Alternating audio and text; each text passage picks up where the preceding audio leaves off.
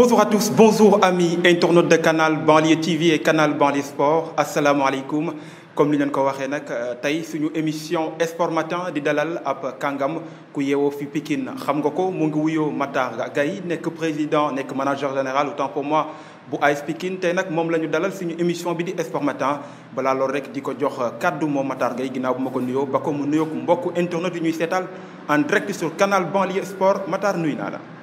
waaw man maa ngi fay di nuyu particulier di nuyu internet yi nga xamante ni ñu ngi xool suñu chaîne mooy Canal Banlieue donc di nuyu comme ni leen ko waxee mën ngeen a gis émission bi ci Canal Banlieue Sport et Canal Banlieue TV direct lañ koy diffuser ci loolu rek di leen wax planning bi d'abord on va parler tout d'abord du parcours, le parcours de notre invité, il s'agit de Matar Gaye. Ensuite, on va parler de la revue des titres. Enfin, on va terminer avec l'actualité. wax rek lu xew ci wàllu sport nekk actualité. ci loolu rek dañuy dugg directement suñu première partie mu nekk parcours Matar Gaye comme ni ma ko waxee sànq moo nekk manager général bu AS Pikine. ci loolu rek laa koy laaj Matar ginnaaw bi nga nekkee manager général AS Pikine am nga jaar-jaar Matar balaa muy nekk manager fan la commencé. waaw loolu peut-être dina xaw a gudd tuuti mais peut-être ñu résumé ko rek xam ni maa ngi juddoo Pikine jàngee école 10 ma jógee école 10 yàlla def ma am classe benn seen Fatick Diop bon ma jógee seen Fatick Diop ma dem lycée Limamou Laye pour def sama carrière ensuite si laa dem université de Dakar donc booy seet sama parcours yëpp daal université moom a génne bi Pikine bon si mbiru sport bi bon joué naa nawetaan ak ASC Espoir. bu Pikine. ban année. bon cadet rek laa jot a joué na. cadet. waaw parce que bi ma joué cadet man rek j'étais un très bon joueur.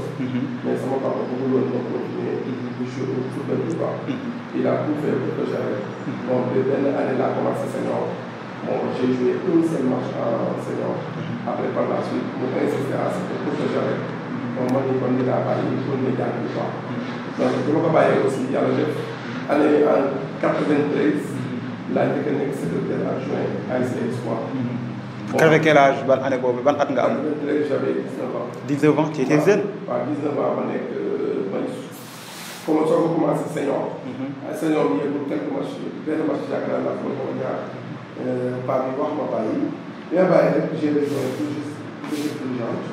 ma dem nekk foofu secrétaire général adjoint. ma nekkee secrétaire général adjoint. bon peut-être que doo mën a jël poste yëpp mais j'ai occupé tous les postes au niveau de l'ASC Espoir. yàlla def na bi ñu ñëwee ba 2009 ma nekk président ba 2015 maay président. par la suite yàlla dogal ma nekk membre zone aussi zone de Pikine. yàlla def bi ñu demee zone aussi bi ñu defee kase ñaari zone yi. bon Ami Faye nekk président bi man ma nekk son premier vice-président. yàlla def mandat jeexee aussi yàlla def gars yi fal ma nekk président jusqu'à présent man maay président zone de Pikine. zone 2 moo occupé toutes les équipes de Pikine Nord et les équipes de Pikine Est et toutes les équipes de Pikine Est. donc man maay mu nekk 12 ASC man maay président bi. bon avant cela aussi j'étais membre au niveau de l'AS Pikine où je fus trésorier avec Sourire Jomay. après bon avec les études j'avais arrêté.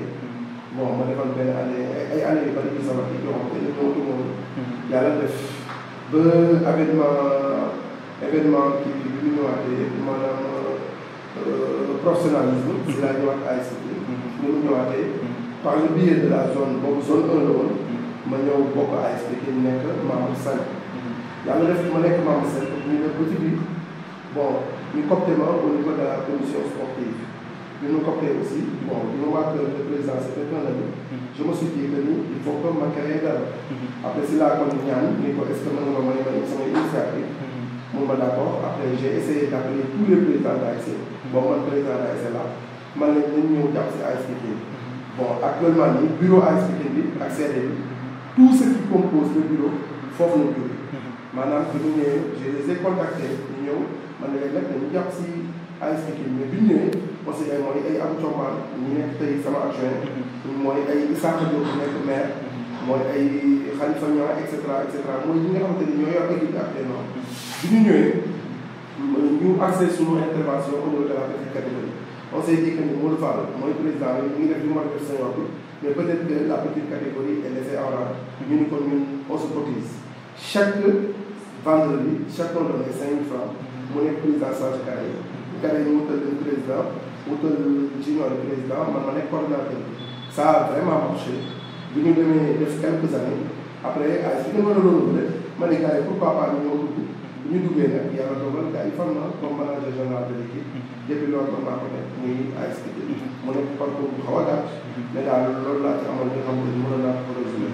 comme ni mu ko waxee un parcours très riche dañuy dugg rek si parcours boobu def bu baax a baax ndax Matar bi nga nekkee ndaw nekk di jàng ba pare boole koot sport parents yi nii bëgguñu nan nga ko dundee instant boobu doon nga toll sa digg doole. waaw c'était difficile parce que je jouais bien et puis étant jeune tu es trop sollicité gars yi ñu ñëw bëgg mu football. ba ñaar ko bu ma sama papa c'était un handicapé physique bon moom mu nekkoon koo xamante ne ku xaw a weex la daal. maanaam da doon insister.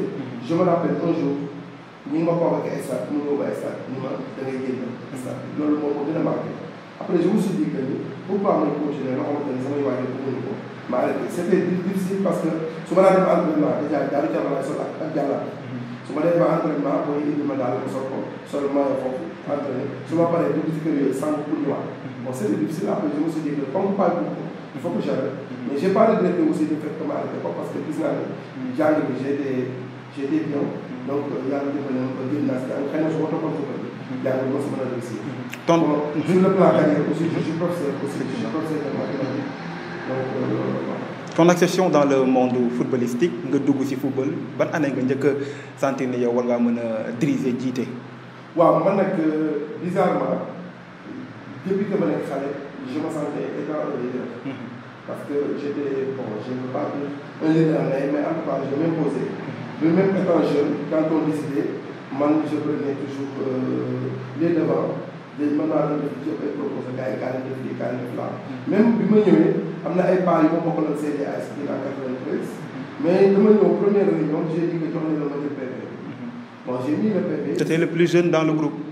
samay papa rek ñoo ko nekkoon amoo sax koo xamante ni mënoon na nekk say man ñëpp ñoo ma mën a dugg mais j'ai dit que jox la ma may xaar jox la ma jël PV quand j'ai pris le PV bind après ils ont vu que ni kii mën na am carrière sénatale bon ñu def 1 an 2 ans am ay pas yu nekkoon zone je les ai dit que yéen da ngeen nekk zone di lekk xaalis rek man damaa bëgg dem zone comme yéen parce que amul loolu la jaar ñett yooyu bon ñu gis ni maa ngi doon osé benn pas ni da ngaa bëgg a dem man quoi da ngaa bëgg a dem kaay jël sa place il a mis sa lettre de démission jox ma même bi may ñëw zone je fus le plus jeune aussi bi may ñëw zone après c'est les boy yi gis ñoom Seydou Saga ñoom fekk ma fa mais maa gën a nekk xaalis damay def ay mag laa fi nekkoon quoi mais daal teel naa jël samay responsabilités étant jeune. bu nga jëlee sa responsabilité état jeune pas yi ni bëgguñu am na ñoo xam te ni xam naa nag dinañ wax yow bëggu nga jiiteel nga nekk ndaw ba pare bëgg a jiite.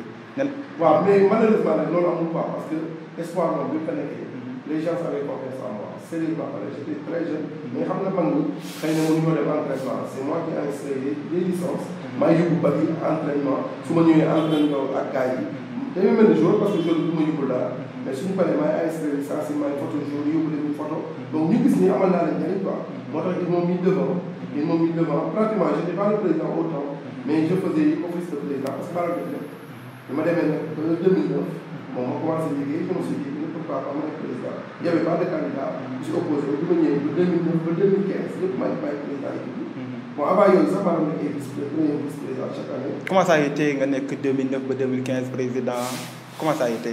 waaw ñun nag suñu ASC dañu am affaire bu xaw a particulier mooy affaire bu xaw a particulier mooy ñëpp a jàpp maanaam day match yoo xam ne man en tant que président li may joxe mooy gën a ndaw sax di ñeneen ñi joxe damay ñëw ne leen 50 000 laa moom laa pour ce match dañuy mer dem mais nga gis ñëw teg si 100 000 keneen ñëw teg si leneen ñu dem foofu donc loolu quoi c'était pas difficile yàlla def nag bi ñu ñëwee ba 2015 ñu jël groupe yëpp jël Sonar jël départemental je me suis dit que wax dama bàyyi xel digal xale yi comme que équipe bi maa si mag waaye wu ma nag li maa ngi si ginnaaw mais jëlatuma poste parce que je suis le président de la zone donc maa ngi si ginnaaw di leen xool di leen nemmeeku daal foofu daal laa gën a toll quoi. président ASC après nekk président zone 2 bu Pikine accession boobu noo ko dundee.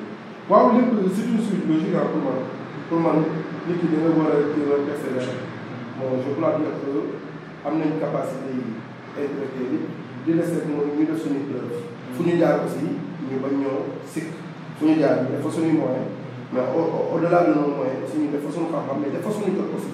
je crois bien que su ma ñëwee def benn année AS Pikine rek ñu fal ma benn mandat ñu fal ma manager général léegi bii mooy sama deuxième mandat manager général. ça veut dire que gis nañ ni war naa mën a yor quoi. Quel est réellement le rôle d'un manager général? Le manager, en quelque sorte, c'est les bras du club.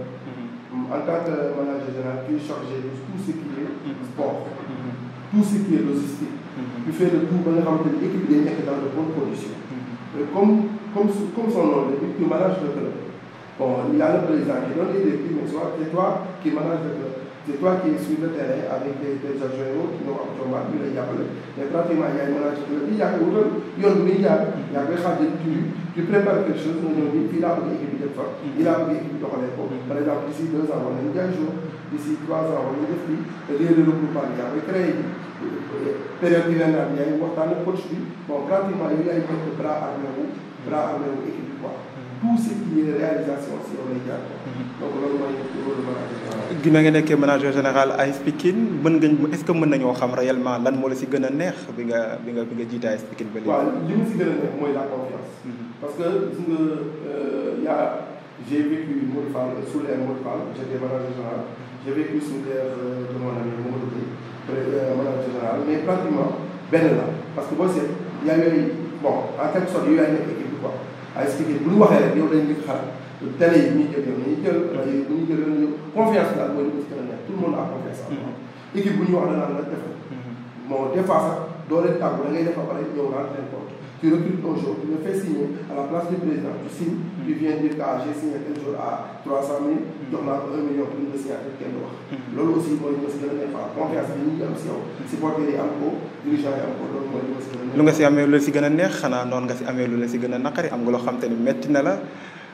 ginnaaw sa ban moom mooy des fois de petites choses qui se passent au niveau des joueurs da ngay gis joueur boo xam te ne da koy indi teg ko fii bon defal ko lu nekk mais nga gis bu fekkente ni par exemple gis na feneen contrat bu xaw a kii rek wala mu gis voyage rek jour bi day nekk beneen bi maanaam da lay accusé yow en tant que manager boo xam ne yaa ko téye mu dem ak yooyu daf may xaw a métti quoi parce que période bi ngeen nekkee da ngeen nekk dans de très bon terme su bëggee dem xam nañu salaire bi koy fay Sénégal mënul yor benn jour donc su discuté yow tranquillement tu peux l'aider à sortir mais malheureusement bu ñu ko defee loolu ñoom maanaam dañuy indi seen famille mettre la pression yooyu bokk na si ma métti quoi parce que ñun AS Pikine dañoo am benn réputation bu baax mooy ñu téye jour pour gagner lay bàyyi nga def mais nag da koy def dans les règles de l'art boo bëggee def ñu waxtaan équipe bi mais des fois da ngay gis jour bi da ngay yow rek yaa ngi wala papa am ñëw sa kër sama doom dafa bëgg a voyager ngeen téye ko fekk yow doo wax ak sa jour bi yooyu mooy yi ma xaw a métti quoi. Dans ton rôle de manager est-ce que mos ngaa génn Sénégal voyage en extérieur pour gën a mën a acquérir beaucoup d'expérience. waaw bon génn naa lu bëri nag génn naa lu bëri mais pas dans le cadre de l'AS Pikine parce que aussi bon je n'ai pas dit dans mon parcours parce que je suis passé à une banque. Je suis passé à une grande banque donc qui est sponsorisée par les Canadiens souvent à l'événement Canada. Donc mais su ma demee aussi comme que xaw naa soog tuuti damay wutaale expérience sportive. Donc boo demee damay laajte club bi fa nekk lu ñuy doxee yooyu. donc bu ma demee Paris aussi même chose. mais daal li ci ëpp daal pour AS Pikine génn gu ma loolu xanaa bi ñu dem Coupe d'Afrique ay bon Coupe d'Afrique yooyu mais génn wu ci expérience pour l'AS Pikine mais xam nga ni ak xanaa nañ si tu n'as pas besoin de sortir pour échanger. donc j'échange avec beaucoup de clubs yoo xamante ni seen manager général on est en contact permanent di discuter di waxtaan di échanger mais dans le cadre de mon travail dans le cadre de la mutuelle moom je sors souvent dem sous-région bi dem Canada ak yooyu. comme ni mu ko waxee un parcours très riche kii nag di Matar Gueye manager général bu AS Pikine noonu nag la ñuy tëjee suñu première partie bu émission bi nekk parcours gis ngeen nag parcours bu mu ñu defal parcours am bu très très riche si loolu rek la ñuy attaqué directement suñu deuxième partie il s'agit de la revue des titres bi nag Matar xam naa damay jóg rek ngir jàkkaarloo écran bi ngir mën koo def ak mbokku internet yi. revue des titres bi comme ni ngeen ko gisee on attaque directement avec le journal Stade bi nag. Bara Sayou, cette photo de l'international sénégalais, il s'agit de Kalidou Koulibaly. Et selon le journal, Mercato Transfert bloqué, les Lions sont-ils trop chers? Point d'interrogation, une question que se pose sans doute le journal. Stade à ses lecteurs, Omar Diallo, c'est un mercato Covid, a-t-il déclaré. Sayou Koulibaly, Sarr, Niang, Keita Baldé, valeur marchande, c'est les 12 lions courtisés, comme vous pouvez le voir à la une du journal Stade, les pépites Crépin, Habib Diallo, Youssouf Bazzi, classement FIFA, 22 mois au sommet de l'Afrique. Le Sénégal à l'assaut du record de la Côte d'Ivoire. voir en haut de la page cette information, la condamnation de Massata Diack et de son père Lamine Diack. Pour lui, Massata, nous sommes déterminés à laver son honneur, a-t-il déclaré. Nous terminons avec le journal Sululamb. Oui, Sululamb qui dit Sayoum, c'est ténor de la lutte sénégalaise. Gris Bordeaux, Balla Gaye 2, Modou Lo et Eumeu Sène. Et selon le journal, grosse recette du pay-per-view. Gris Balla 80 millions, Modou Lo Balla 60 millions, Modou Lo et Boy Niang 2, Lac 2 15 millions. Mansour Diop, ancien lutteur de Pikine. Beaucoup ne veulent pas de Tyson et Doudou Ndiaye Diéko, président des amateurs. Nous n'avons pas de candidat, a-t-il déclaré, ni un candidat pour la fauteuil du CNG. C'est tout pour cette revue d'équipe. Ñu yeggal rek ak suñu invité ki nag di Matar Gueye xool rek ban information moo ko fi gën a ci ñu xool rek nan lañ koy waxtaanee ak moom. Matar gis nañ nag def nañ lii nag di revue des titres gis nga ko nag au Sénégal il y a pas assez de journaux. Journal Record ak lii nag di journal quotidien yi ñoom nag génne wu ñu lu bari ci loolu rek analyse après def nañu revue lan nga fi mën a jàngat ban information moo la si gën a frappé. waaw information bi moo si gën a frappé mooy même suñu interprète joueurs yi. Les lions sont-ils trop chers. Je crois bien que bu ñu demee ba les lions sont-ils trop chers loolu pour ñu fierté dafa nekk au niveau du Sénégal. Quand nos joueurs tous nos joueurs sont très courtisés. Alors que nous, on est vraiment cher, c'est bien parce qu'il y a 10 ans de cela, on ne pensait pas vendre nos jours. On ne pensait pas avoir des jours si chers. Les plus grands téléphone sont là. L'autre, il y a que le Seigneur a dit qu'on a frappé là. Quand ça a demandé sollicité par la Real, quand il peut le par City et par Saint-Germain, on peut que de nous mener le content, c'est pas parce que nous, c'est nos jours, les gars, sont vraiment fiers de le pas.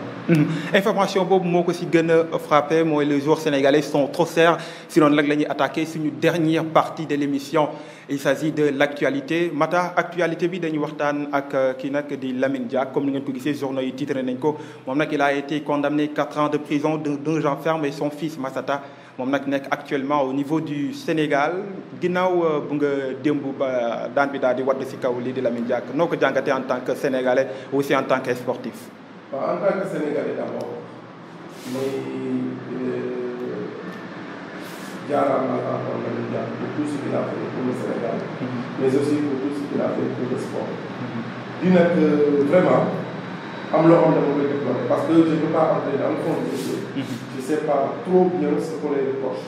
Du moment que l'affaire est toujours pendant au niveau de la justice parce qu'il y a appel bu ñu war a dugg mais difficile sujet le comportement de Massata. Pour man. Bon, du ma ni comportement bu lâche na mais quand même il a laissé son père man loolu d'accord ci quoi. C'est pas que bu nekkee dans des situations ñu lay woo pour def. Pour man bu demoon peut-être que père bi dina gën a wax pour son père. Nit da ngay courageux. Da ngay courageux et il faut assumer son rôle. yow la gars yi def mandat d'arrêt international. téye sa papa. Pour man ce qu'il a fait c'est un acte boo xam ne bu doon man dama ko def. Bu doon man damay déplacé bu dem def sama jugement lu su fekkee ma xam ne loolu la war a fekk mais nga bàyyi sa papa tëdd fële yow nga ñëw fii Dakar laqatu pour ma rafetlu quoi. Mais quant à maintenant sort bi nga xam ne moom la gars yi moom la tribunal réservé ñoom ñaar. kenn yéenewul ko parce que c'est des Sénégalais. waaw kenn yéenewul leen c'est des Sénégalais. Après tout quel que soit sa prison fay. prison kenn ku yéene. dañ leen di ñaanal yàlla affaire bi seen appel bi vraiment que mu nekk appel boo xam ne dafay jàpp en leur faveur. que ñoom kenn du si tëdd. Surtout Lamine Diack, vu son âge très avancé, quel que soit le cas, vu tout ce qu'il a fait pour le sport mondial, vu tout ce qu'il a fait pour le Sénégal, quel que soit vraiment le mais là, moi, Massata Diack ne donne le courage à demain, dem jàkkaarloo juge au moins, ñu mën ko wax bu ñu koy téye ko bu ñu koy bàyyi ko mais au moins dina alléger un peu peine bi nga xamante ne papa moom la. Actualité ba tey championnat Sénégal. Gis nañ ni le 2 janvier lañ jàpp ngir démarrage saison 2020-2021 nga nekk manager li nag di AS Pikine noo jàngatee loolu. waaw li ma koy jàngatee mooy wax naa ko si média yi fan yii rek. may wax ni loolu su cas de force majeure c'est une situation boo xam ne ñun ñëpp kenn ko ci daal. xam nga Covid bi dafa ñëw installé wu bett ñëpp Covid bi ñëw nii kenn ñaanu kon yàlla wu ñëw mais Covid bi ñëwee aussi da ngay jàpp ni phénomène boo xamante ni yàlla moo ko indi la. nattu la fi yàlla teg mais mënoo ni da ngay forcer le football parce que ñu bëri na naan Europe ñu ngi football mais il faut pas ñu jaawale les conditions yi nga xamante ne européens si ñu football ak bokkul ñoom mesure barrière yi mën na ko respecter ils ont les moyens de faire les tests je vous donne une petite information test yi pour nga réaliser ko c'est pas 40 000 francs c'est 100 000 francs c'est 50 000 premier test 50 000 deuxième test par jour ban équipe moo fi àttal loolu benn àttalu ko donc je crois bien que bu ñu demee ba daax ko janvier pour xool la ba xam feebar dina fi jógee wala dina fi wàññi bu fi jógee alhamdulilah même bu fi jógul ñu mën a jouer à huis clos au moins ñu xam ne xam ak feebar bi mu demee temps yi wàññeeku nii da nga mën a jël mais si biir Covid bi bu ñu bëggoon a jouer rek day poser problème comme li ma yaa si nawetaan rek mënuñu woon jouer aussi donc li ñu mën rek mooy xaar yàlla jël ko fépp parce que lu am la loo xamante ne kenn sàkku ko kenn ñaan ko mais yàlla moo ko dogal donc luñu mën loolu toog di ñaan nag di ñaan mais aussi di sabab lu di porte di def les mesures barrières yi nga xamante ni moom la médecin yi wax def nañ année blanche gis nañ nag lii di AS Pikine su ma la laajoon joueur yi AS Pikine actuellement fan lañ nekk. waaw joueur AS Pikine ñu ngi fi mais c' est pas tout le monde qui est là parce que am na joueur yoo xamante ne jeexal nañ contrat. joueur bu jeexal contrat moom yow ñëpp a si yem. comme ñan. bon joueur yi bëri nañ ñuy jeexal contrat. jeexal nañu bëri contrat ñi des contrat bëri nañu sax parce que joueur yi léegi xam nga lu ñu nangoo tenir 2 ans 1 an la si bon ñi jeexal contrat da ngay jëm a négocier ñoom waxtaan ak ñoom bu dee poste jox na la parce que bu ñu commencé il m'a donné 2 listes. une liste boo xamante ni joueurs yi nga xamante ni ñoo nekk sous contrat AS Pikine soxla leen. ak ñi nga xamante ni jeexal nañu AS Pikine soxla leen moo war a waxtaan ak ñoom. beneen liste bi mooy ñi nga xamante ni nekkuñu woon Pikine mais AS Pikine soxla leen moo war a dem waxtaan ak ñoom. ñi nga xamante ne ñu ngi fi nekk sous contrat ku mel ni Assane Diatta ku mel ni Amath Cissé ku mel ni Babacar Sané ku mel ni kii Landing Sagna boo yooyu ils sont sous contrat mu ñu leen fenn ñu ngi fi mais zone yi nga xam jeexal nañu contrat ñoom ñun ñu ngi discuter ñoom pour que ñu leen soit signé naa di beneen contrat de sa ñu ngi si am na ñu ma jot a signé sax déjà am na wax signé waat ñu ngi waxtaan ak ñoom te yaakaar naa ne bu yàlla dafa jàng leen toppee d'accord mais zone yi nga xamante ne nekk naa jeexal nañu ñoom dañuy négocier ak ñoom wuti waat yenn joueurs am na joueurs yoo xamante ne nekk aussi jeexal nañu contrat bi équipe bi bon du ma ni soxlaa ko leen mais coach bi répondre leen dañ leen di ñaanal aussi ñu ne lii la on les a fait savoir que ni équipe bi pour ne ko tout de suite bu mais démarche football gën a peut foofu lañ jël. AS Pikine amagul ay recrues fi mu toll nii ba léegi. am nañu recrues mais comme que le CD amagul donc on laisse la primeur de l' information au CD pour ñu ñëw fii di wax ni recrue bi dinañu mën a sama mante ba dañuy xaar ba dajeeg CD bi wax leen jël nañu ba pare moo gën a rafet ñu dégg ko si média bi peut être que dinañ xaw a frustré ak moom mais je vous garantis que on se prépare à avoir une préparation. am na yeneen joueurs yoo xamante ni génn nañ côtoyé par d' autres équipes ngir ngeen leen a. waaw am na ñuy côtoyé suñu joueurs yi mais malheureusement. boo leen dégloo mais yàlla fan yëpp maa ngi si nekk di wax di gaz. parce que c' est des actes yoo xamante ni on n'a pas on a beaucoup fustigé quoi. comme lan mooy Teungueth FC par exemple on a entendu que dafa signé sax moom Teungueth FC dañu ko grand parce que seen président Babacar Ndiaye moo toog ak sunu benn joueur Assane Diatta. Assane Diatta l'excentré droit. l'excentré droit mu signé ko contrat ànd ak moom photo bon bi ñu ko amee aussi moi j'ai attaqué.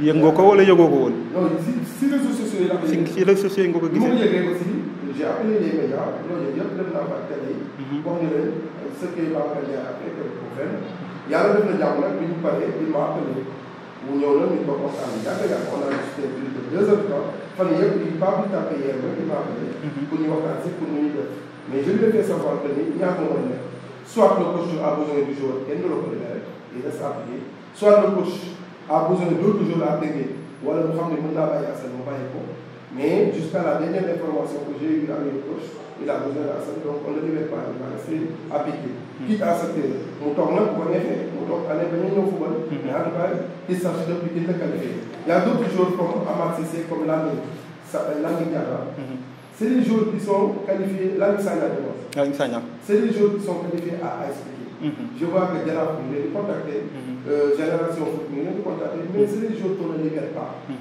je vais utiliser votre média pour leur dire que on ne les libère pas on ne négocie pas ça ne vaut même pas la peine de m'appeler. Qu'est-ce qui explique que joueurs yi en tant que ngeen jiite équipe yi joueurs yi jël seen propre décision di dem di signer ay contrat non pour man joueurs yi jëluñu seen propre décision joueurs yi ay xarale c'est-à-dire que c'est des présidents yoo xamante ne keroog wax naa ko journal yi dañuy woo ko yi xam nga ñu ngi si Covid bi ñun on a payé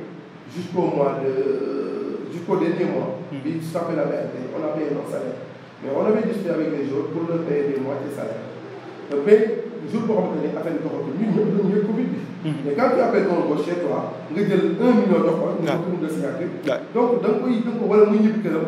amaat si am na fu mu dem bi mu ñibbi 100 000 na ko def transport. ça je ne peux pas le faire je ne le fais pas. parce que il est qualifié à assurer du ma ko ko defee 100 000. nga woo jour bi jox ko 100 000 francs wala nga woo jour bi jox ko 1 million ni ko signé ma contrat mu signé la ça n'a pas de sens pour moi. da ngay yàq sa xaalis. mais booy bi peut-être xaalis boo xam ne bu si côté nga jox ko day yaakaar bi ñëw signé la wala mu jox la kàddu wala heure bu ñëwee sa kër loolu boo convoqué mu ñëw nga jox ko 100 000 transport boo ko weedee ñëw loolu la pour man loolu c'est une concurrence vraiment saine baaxul jour bu nekk bu contrat nag yaa ngi AS Pikine na si yàlla ñun dañuy xëccoo xëy na su ma fa demee moom naa lamb sama poche joxe yow boo fa demee lamb sama poche joxe xëy na jour bi may xool fa intérêt nekk mu mais jour bu nekk sous contrat équipe ngay waxal dañu waxal parce que ñun on a besoin des joueurs qui sont sous contrat am na joueurs yu bari yoo xam ne sont sous contrat par exemple génération on a besoin d'un de ces boys boo xam ne mën football mais dama bind génération secrétaire Famara mu bind seen génération ñu bind leen laaj leen ñu xaasal réponse bu ñu ko aalee baal bu ñu ko aalee ñu xam ne aal ñu ko je crois bien que ça doit se passer comme ça mais nga soxla jouru jàmbur boo sa kër jox ko xaalis ni ko signé le contrat wala attaqué booy bu ñu attaqué fii Pikine la Pikine bu seen à des pressions booy bu ñu attaqué ba pare je vous dis que Babacar Sall Assane Diatta Landé Amath Cissé duñ ci bàyyi benn jour ils vont rester à Pikine loolu moom c'est sûr. leer na nañ ñi nee na ils vont rester à Pikine ñoom nag kenn du si jóge Pikine dem beneen club si loolu rek lañ koy laaj moom mi nag balaa ñuy tàggoog moom parce que rek waxtu bi nag lu ñu dese bareetul Matar Gueye di la laaj nag gayus Pikine lan lañ mën a xaar AS Pikine ci saison 2020-2021. waaw xam nga daaw 2019-2020 dañu amoon un nouveau groupe. une nouvelle équipe dirigeante. un nouveau coach. donc on ne pouvait pas s'attendre à grand chose. Donc l'objectif qui s'était fixé, c'était le maintien, mais un bon maintien. Dieu a fait que quand on a arrêté le championnat, on était 6e, donc synonyme de bon maintien.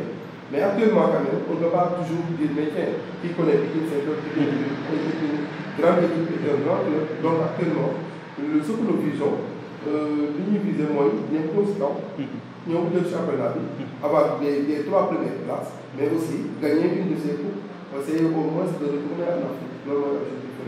loolu mooy objectif bi si loolu rek lañ koy joxe lii nag kàddu mu daal di tàggoog mbokk internet yi parce qu'ils étaient nombreux à nous suivre en direct sur Canal Banlieue TV Canal Banlieue Sport Matar Gueye lan moo nekk sa dernier mot nga tàggoog mbokk internet yi ñu doon seetaan. waaw li may lancé parce que bon c'est à votre endroit. may wax ni ñu gën a vulgariser lu mel nii. parce que sincèrement di parler lii xamoo ni am na sax si banlieue bi. ku mel nii macha allah vraiment très bon.